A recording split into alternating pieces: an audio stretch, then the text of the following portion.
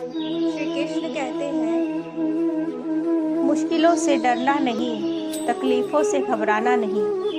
इंसान हो तुम तो क्या हुआ, हिम्मत कभी हारना नहीं। रास्ते भी खुल जाएंगे, मंजिल भी मिल जाएगी, बस अपने कदम कभी डगमगाना नहीं। ख्वाब टूटे हैं मगर हौसले जिंदा हैं।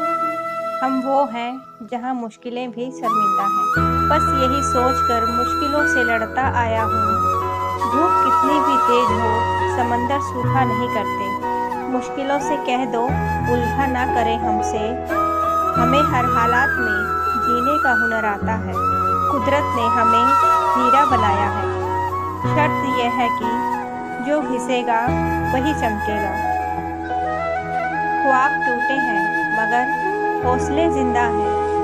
हम वो हैं जहाँ मुश्किलें भी शर्मिंदा हैं।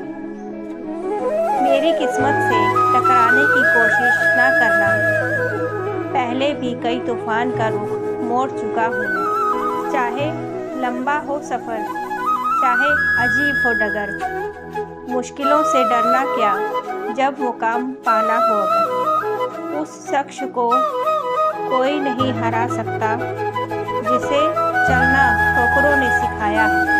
परेशानियों से भागना आसान होता है। हर मुश्किल जिंदगी में एक इम्तिहान होती है।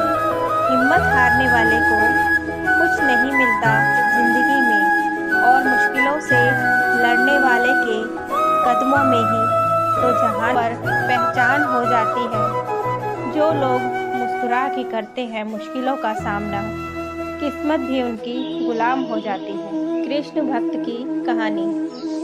एक गांव में एक बालक रहता था जिसका नाम दीपक था।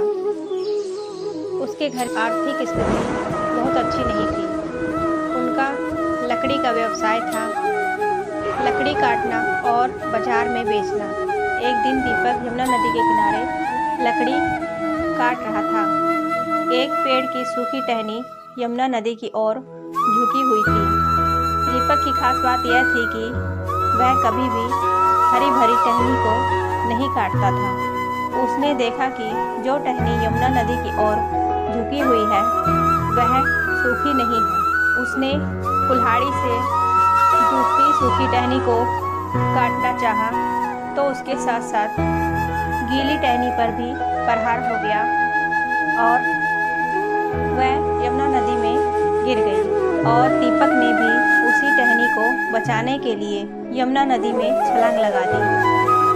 यमुना नदी का बहाव बहुत तेज था क्योंकि वह मौसम बारिश का मौसम था। दीपक बहुत देर तक नदी से बाहर निकलने का प्रयास करता रहा, परंतु उस धारा में खुद को बहने से पुकारा। उससे पहले दीपक ने अपने लिए निजी हितों के लिए भी कभी भी कृष्ण को याद नहीं किया था। श्री कृष्ण भी अपने भक्त की पंख था।